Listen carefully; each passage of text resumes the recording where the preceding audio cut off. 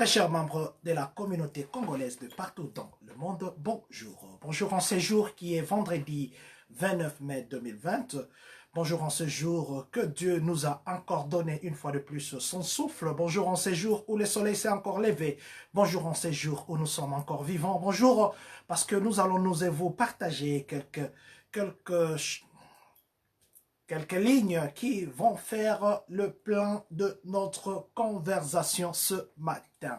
Bonjour à vous qui êtes connectés en ce moment, Maman Nana Lisa Bakubenga. Bonjour à vous, Monsieur Divin Patrick, Monsieur Al Niembwe. Bonjour à vous, Papa Blaise Malola et Maman Christine Kimweni, qui êtes connectés en ce moment, Maman Michel-Ange Misenga.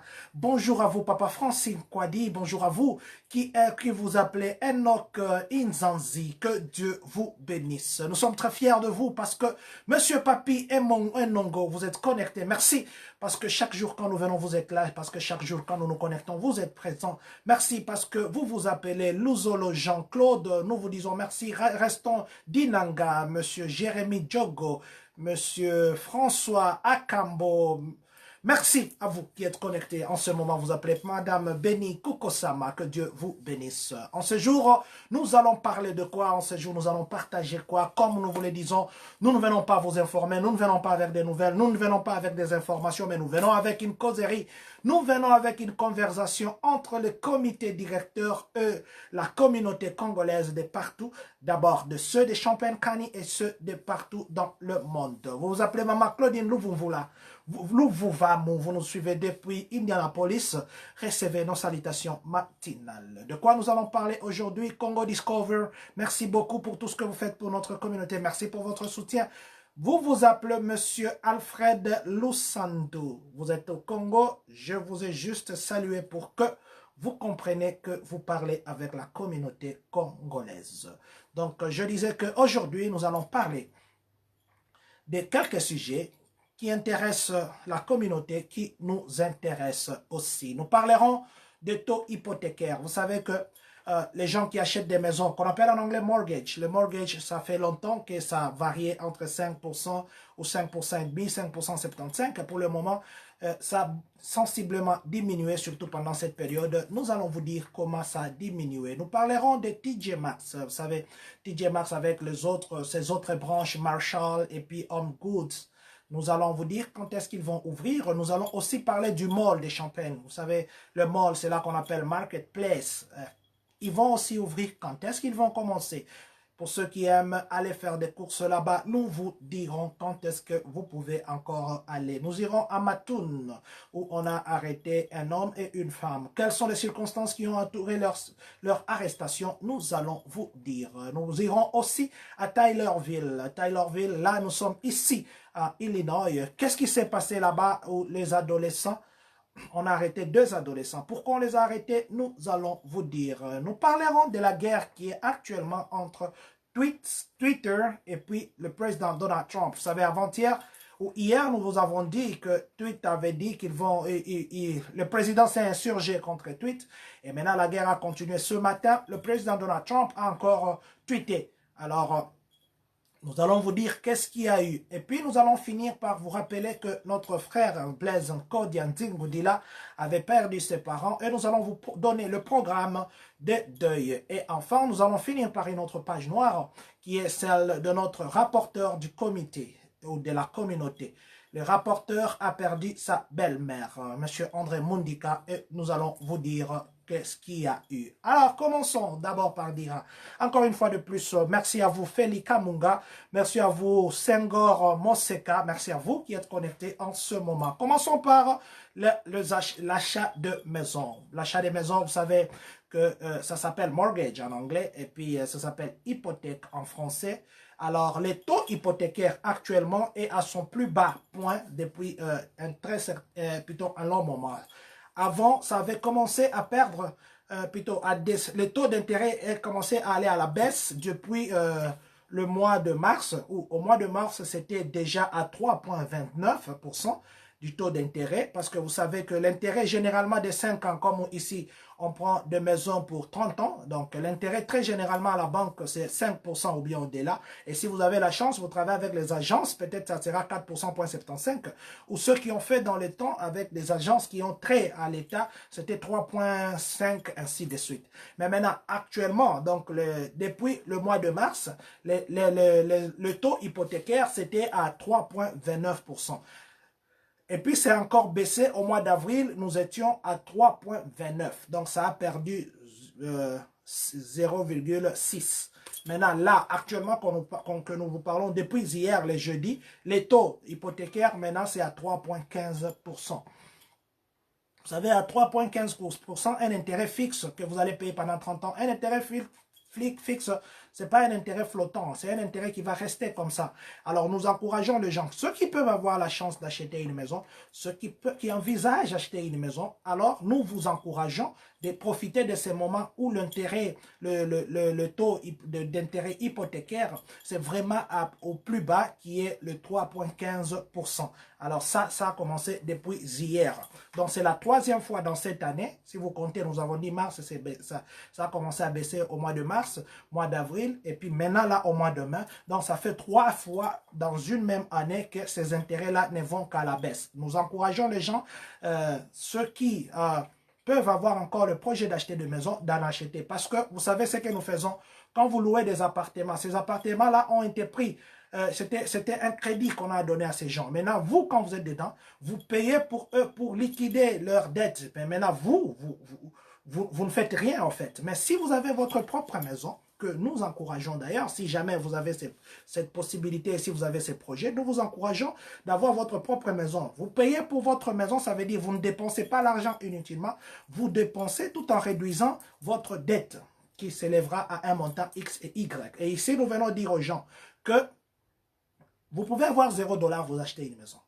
Vous pouvez avoir 1000$, vous achetez une maison. Vous pouvez avoir 500$, vous achetez une maison. Vous pouvez avoir 5000$, vous achetez une maison. Ça dépendra de quelle porte que vous allez toquer. Donc, qu'on ne vous dise pas que pour acheter la maison, il faut avoir seulement 50 000, 100 000 ou bien 20 000 de deposits. Donc, Papa Jean-Marie Niemboué, l'autre fois, il est venu, il vous a expliqué. Il vous a dit, même avec 0$, vous achetez une maison et même, on vous donne encore l'argent au-dessus. Je crois 6000$ qu'on vous donne gratuitement. Donc, je crois qu'il est temps maintenant que vous vous intéressiez à l'achat de la maison parce que nous voulons que notre communauté aussi, que nous puissions quand même être des bailleurs un jour. Pourquoi pas acheter tout un immeuble avec beaucoup d'appartements que la communauté, par exemple, achète et que les gens louent. Ça sera des entrées pour la communauté. Donc, je voulais juste encourager les gens que l'intérêt actuellement, ce que nous parlons, ce n'est pas pour l'Union, nous parlons pour les États-Unis. Donc, l'intérêt actuellement de 30 ans est de 3,15 et il est bien. Maintenant, ceux qui ont eu des intérêts dans le passé exagérés, par exemple de 5,75, tout ça, il est temps peut-être de chercher les refinancements. Si on vous refinance, alors vous pouvez commencer avec quelque chose avec un intérêt trop bas. Alors, nous vous encourageons. Avec 0$, vous pouvez avoir. Si vous avez des doutes, appelez Papa Jean-Marie. Si vous avez des doutes, appelez-nous. Vous avez 5 000, vous avez 3 000, vous avez 2 000. Vous pouvez acheter une maison. Et vous serez surpris que ça existe. Mais seulement, toquez à la bonne porte. Ne toquez pas à une porte qui demain va vous prendre de problèmes. Nous parlons maintenant de TJ Maxx. Nous parlons de Marshalls. Nous parlons de Home Goods. Nous parlons de cette chaîne-là de boutiques qui va ouvrir ses portes. La plupart de ces portes seront ouvertes d'ici fin juin. Donc, d'ici fin juin, les gens peuvent aller encore faire des courses à TJ Maxx, les gens peuvent aller encore faire des courses à Marshalls, ou les gens peuvent aller encore faire des courses à Home Goods. Mais ils ont dit que quelques de leurs magasins, déjà au mois de mars ici, commencera à ouvrir d'une façon gradée. Alors, mais d'ici fin mars, toutes leurs chaînes-là seront ouvertes. Maintenant, nous parlons aussi maintenant des malls. Malls, nous sommes ici, ici aux États-Unis. Nous sommes ici à Champaign-Cany. Donc, le mall va commencer à ouvrir, comme vous le savez, aujourd'hui c'est le 29, c'est aujourd'hui que officiellement se termine la phase 2 et nous entrons à la phase 3, comme le plan du gouverneur c'était. Donc, nous commençons la phase 3 aujourd'hui et le mall commence à fonctionner aujourd'hui. Le mall de Champaign, vous qui voulez aller choper, vous qui voulez aller vous faire tatouer, vous qui voulez, vous avez un problème de téléphone, vous savez comment, qu'est-ce que le mall fait. Alors, le mall commence à fonctionner aujourd'hui et leur programme, ça sera dès lundi à vendredi et à samedi, ils vont commencer à ouvrir de 11 heures à 19 heures. Donc, 11 heures à 19 heures juste, ça sera lundi jusqu'au samedi. Maintenant, le dimanche, ça sera de 12 heures à 18 heures. Donc, 18 heures, de 12 heures à 18 heures les samedis, mais du lundi au samedi, ça sera, comme nous l'avons dit, de 11 heures à 19 heures. Donc, ils ont 7 heures pratiquement, 8 heures, je disais, 8 heures pratiquement pour les jours de la semaine jusqu'au samedi. Et puis, ils ont 4 heures pour les dimanches. Mais les jeux des enfants, là où les enfants peuvent jouer et tout ça, ça ne sera pas encore ouvert. Ils vont dire quand est-ce que ça sera ouvert, mais du moins les autres choses seront ouvertes. Alors, c'était juste pour porter une précision pour ce qui est de Moll. Nous partons maintenant à Matton. Nous sommes ici à Illinois. Nous sommes ici à côté de Champaign. Nous sommes ici à côté de Urbana. À Mattoon, hier, on a trouvé un homme qui était mort. On a trouvé un homme mort et la police a commencé à faire ses enquêtes. Et les enquêtes, plutôt, cette personne était morte à l'adresse 1800 du bloc de la 9e rue. Donc, c'est vers le sud de la 9e rue. Ceux qui habitent Mattoon, ils connaissent l'avenue que je parle. Nous sommes à 10, et c'était 10 heures hier. Et puis, on a trouvé une personne morte par la cause de sa mort, c'était l'overdose. Il a bu de cocaïne. Et plutôt, il a fumé de cocaïne. Et puis, ça l'a amené à la mort. Alors, excusez-moi, je parlais de cocaïne, c'était l'héroïne. Donc, il s'est ingurgité d'héroïne et ça l'a amené à l'overdose. Cette overdose-là a fait à ce qu'il puisse mourir. Et quand la police est venue sur place, ils ont commencé à faire des enquêtes. Cette enquête a amené à 2 personnes. L'enquête a amené à Jada Hart et puis à Cody Person. Cody Person et Jada sont accusés comment? Jada, elle, s'est chargée de la communication. C'est elle qui était le pont entre Cody Person et puis l'homme qui était mort, la personne qu'on a trouvé mort. Alors, les enquêtes ont montré que Person, c'est quelqu'un qui est dans la drogue depuis très longtemps. Et Jada, c'est sa collaboratrice. Alors, les deux ont été arrêtés. Donc, si nous avons parlé de ça, c'est juste pour vous dire que deux fois, nous avons des relations que nous ne savons pas. Qu'est-ce qu'ils font? Nous ne savons pas au fait. Alors un jour, ne soyons pas victimes d'arrestation simplement parce que nous sommes dans une relation compliquée ou nous sommes dans une relation non contrôlée. Alors nous devons juste ici encore une fois de plus rappeler que c'est vrai. Parce que là maintenant nous partons même à Taylorville où on a arrêté 2 adolescents aussi hier. Un adolescent de 20 ans et l'autre de 18 ans. On les a arrêtés simplement parce que eux aussi ont donné de l'overdose à 2 autres adolescents. Là, c'est maintenant Taylorville, nous ne sommes plus à Mattoon.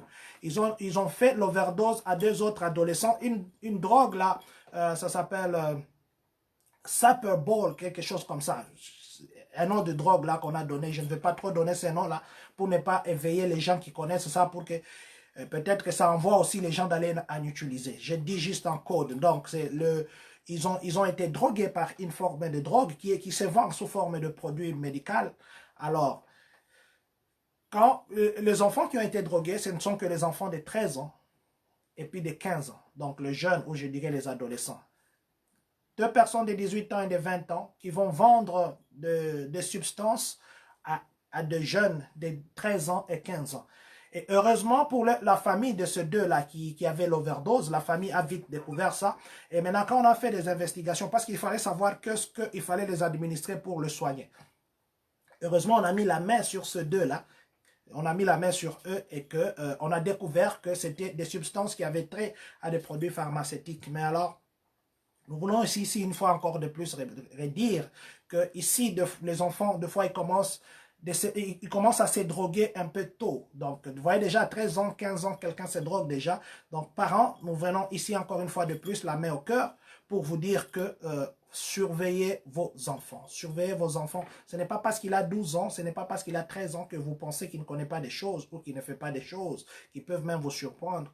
Ils font des fois des choses que parce que nous sommes trop occupés avec notre boulot, nous sommes trop occupés avec autre chose, que nous ne savons pas ce qu'ils font. Alors, nous venons ici encore réitérer notre demande de vérification et d'approche des parents et des enfants pour éviter ce qui arrive. Nous ne disons pas que ça s'est fait, nous vous rappelons simplement qu'il faudrait le faire parce que il n'y a jamais eu de fumée sans feu. Nous ne parlons pas de notre communauté des champagne Kani, mais nous vous dirons simplement que vos enfants aussi ont cet âge et vous ne savez pas les gens qu'ils visitent. Alors, soyez très regardants en ce qui concerne leurs relations et leurs visites. Nous sommes maintenant du côté du président Trump. Là, nous sommes aujourd'hui. Là, c'est aujourd'hui matin. Ce matin, vous savez qu'il y a une guerre qui est née entre Twitter plutôt, et puis le président Donald Trump. Alors, qu'est-ce qu'il y a eu? Le président Donald Trump commence maintenant à beaucoup attaquer Twitter. Ce matin, il a tweeté, il a dit que Twitter est en train d'encourager la violence. Vous savez que depuis 3 jours maintenant, les gens se révoltent à Minneapolis. Les gens se révoltent parce que pour les gens, ils veulent que les 4 policiers qui ont tué, ou qui ont été d'une façon ou d'une autre impliqués à la mort de George Floyd, qu'ils soient inculpés, qu'ils soient arrêtés, qu'ils soient condamnés. Donc c'est tout ce que la population demande. Et c'est pourquoi il y a des pillages que nous avons d'ailleurs condamnés. C'est pourquoi il y a des choses qui s'élèvent à gauche et à droite. Merci beaucoup, Papa Colver Nkossi. Que Dieu vous bénisse, ainsi que Maman Sylvie. Merci.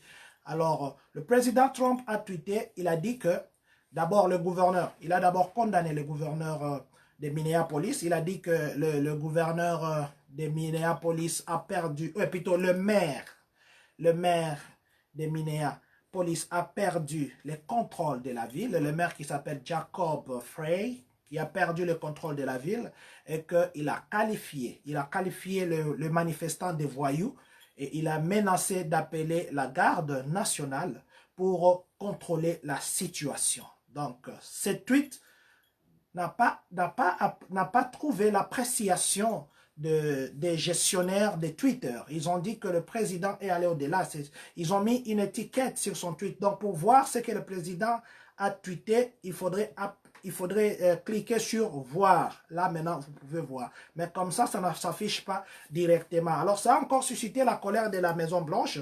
Ça a encore suscité la colère du président Donald Trump, qui a dit que il a tweeté encore quelques heures, je crois vers 7 heures du matin aujourd'hui, il a dit encore que au lieu maintenant de parler de ces dossiers qui concernent Floyd, au lieu de parler de ces dossiers qui concernent des manifestations qui se font à travers le pays ou bien des manifestations qui se font à Minneapolis. Parce que pour le président Donald Trump, il a dit que Twitter est en train d'encourager la violence. Donc, ils encouragent les gens qui font la violence parce qu'ils ont ils ont étiqueté sa publication. Et pour lui, c'est que c'est Twitter qui est en train d'encourager les gens à toujours faire des violences. Alors, le président ce matin, au lieu maintenant de s'attaquer encore, pour ce qui est du problème de lui et Tweet, mais qu'est-ce qu'il fait maintenant? Lui maintenant, il va parler maintenant d'autre chose. Aujourd'hui encore ce matin, très tôt le matin, aujourd'hui vers 7 heures, il va maintenant dire que Tweet ne fait rien contre le mensonge des Chinois. Tweet ne fait rien contre les publications qui ne sont pas bonnes des démocrates. Et puis, il dit que Tweet est en train de cibler les républicains et puis il cible les conservateurs. Et encore, il dit que Tweet est en train de faire une campagne contre le président Donald Trump. Et il a dit qu'il est temps maintenant que l'article 230 puisse être abrogé. Et par le Congrès. Donc l'article 230 qui protège les réseaux sociaux, ainsi de suite. Alors il a dit qu'il est temps maintenant que ça puisse être abrogé par le Congrès. Nous avons dit hier qu'il disait qu'il devait maintenant changer des règles, mais du moins, pour qu'il change, il faudrait que le Congrès et ceux qui gèrent toutes sortes de communications, les histoires de communication nationale, puissent s'investir, puissent décider aussi pour que cette décision passe. Alors, il est très fâché pour le moment. Ce que vous devez savoir est que Tweet commence maintenant à filtrer les publications du président Donald Trump et ça l'énerve. Maintenant, lui, veut aller dans d'autres angles. Il veut maintenant abolir quelque chose qui a été signé depuis très très longtemps pour protéger les réseaux sociaux. messieurs. Donc, c'est ça ce que d'aucuns se dit. Est-ce que nous devons appeler le président qu'il n'impose que ce que lui veut? Parce que si il voit qu'il dit quelque chose et que ça ne rencontre pas sa volonté, ça ne rencontre pas ce que lui veut, il contrecarre, il veut toujours, et ce n'est pas la première fois, il veut toujours imposer ce que lui veut. Alors, est-ce que nous devons-nous les classer dans le rang de ceux qui imposent ce qu'ils veulent? Devons-nous les classer dans le camp de ces leaders qui veulent être durs et qui pensent que ce qu'eux pensent, c'est ce qui doit être? Ou devons-nous les classer où ça? Donc, je crois que cette guerre, et vous savez que le moyen le plus sûr, ou plutôt le moyen que le président utilise très souvent pour communiquer, c'est les Twitter. Et aujourd'hui, si les Twitter les bloquent, ou bien les Twitter ne veulent plus passer ces messages, ça sera pour lui un manque à gagner parce qu'il veut communiquer avec sa base. Donc, c'était ce qui concerne le président et Twitter. Mais si jamais il y a d'autres informations ou d'autres partages, d'autres nouvelles, nous viendrons encore parler avec vous. Ce mois ici, d'abord, avant que je ne passe à l'autre point, dire merci et bonjour à vous, Maman Olga Senemo, à vous, Monsieur Jeff Square Moulowai, à vous, Richie MK, mon ami. Merci d'être en ligne. Mes salutations à Madame. Donc, nous allons parler maintenant de la page noire. La première page noire, celle que vous connaissez déjà, de notre frère et puis compatriote, qu'on appelle très généralement Noko Blaise Zingudila. Nous disons merci d'abord au nom de la communauté congolaise de Champagne-Kani. Nous disons merci à vous qui vous êtes déplacés pour aller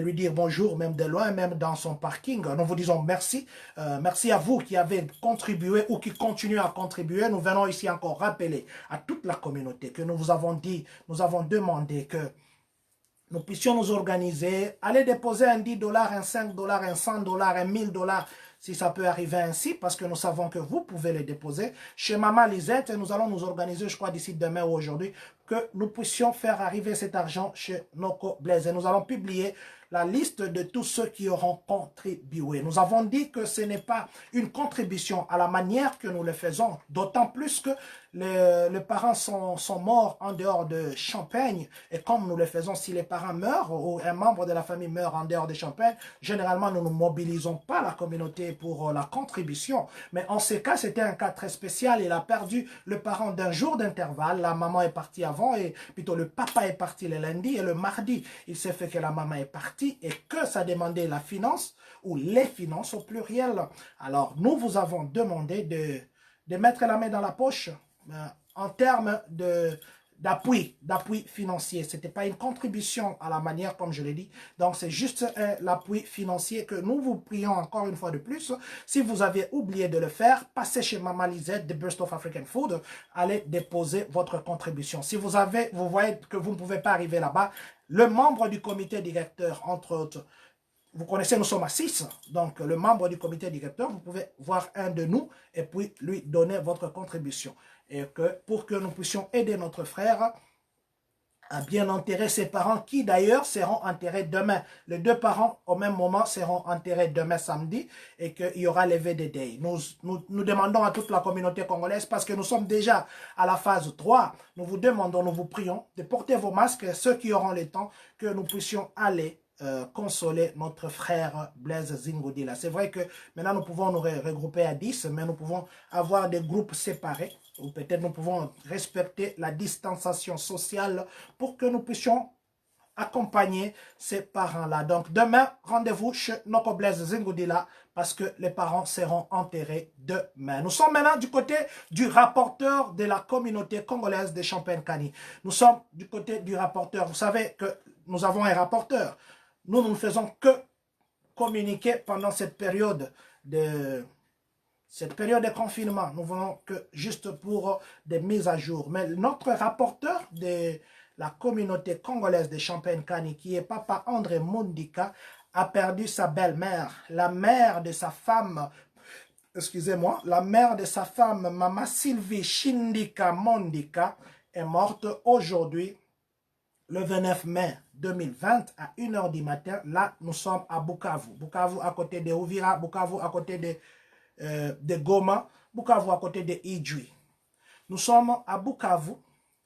Elle est morte de suite d'une maladie. Alors, la maman ou sa belle-mère s'appelait Angélique Madou Maeche. Nous prions à nous tous, nous prions à nous tous, membres de la communauté congolaise, ceux qui travaillent à Caterpillar parce que Papa André Mondika travaille à Caterpillar, ceux qui travaillent à Rantoul Food parce que Papa André travaille à plutôt Maman Sylvie travaille à Rantoul Food, ceux qui sont de la communauté congolaise de Champagne-Kani, parce que Papa André est rapporteur de la communauté, nous vous prions de nous associer et d'aller rendre un hommage digne de ce nom à Papa André Mondika et peut au besoin pleurer avec ceux qui pleurent ou pleurer avec cette famille qui est actuellement touchée. Donc nous présentons au nom de la communauté congolaise de Champagne-Kani, au nom du comité directeur et en mon nom personnel, nous présentons nos condoléances à la famille de Papa André Mondika. Et nous prions que le Seigneur accepte dans son royaume sa belle-mère et la mère de son épouse qui vient de nous quitter. C'est avec cette nouvelle, c'est avec ce partage, c'est avec cette page noire que nous allons dire merci au pasteur Billy Massanka, merci au pasteur José Kola, merci à Maman Lola Tondele Milandou et à Papa Rémi, merci à toute la famille, merci à vous qui êtes connectés en ce moment, merci à vous Papa Gilles César, merci à vous Maman Ligi et Berger Audi, merci à vous Pasteur Aimé et Maman Fanny, merci à vous qui êtes connectés pour le moment Papa Fiston Nyambi, merci parce que vous êtes toujours là, merci pour vos conseils, merci pour votre appui, merci pour votre soutien. Nous venons encore ici rappeler que si vous avez oublié de donner votre contribution, s'il vous plaît, faites-le. Alors, laissez-moi dire quelque chose en anglais. J'ai vu un collègue de service en ligne, Joyce Ingleman, that just for you. I just saw you, you are online, you are connected right now. Thank you so much for being a part of Congolese community. Thank you so much for your support. Thank you so much for everything you are doing for us. Thank you for you. Thank you to you. Thank you because you, the part of our community. Thank you so much. Merci, Papa Mémoire Boudimbo. Merci à vous qui étiez connectés. Mes excuses, je parle en anglais parce que elle ne parle qu'en anglais et il fallait, le devoir nous a obligés de vous dire que Dieu bénisse la République démocratique du Congo, que Dieu bénisse les Congolais de partout dans le monde, que Dieu bénisse les États-Unis d'Amérique et que surtout, que Dieu bénisse les Congolais de Champagne-Kani.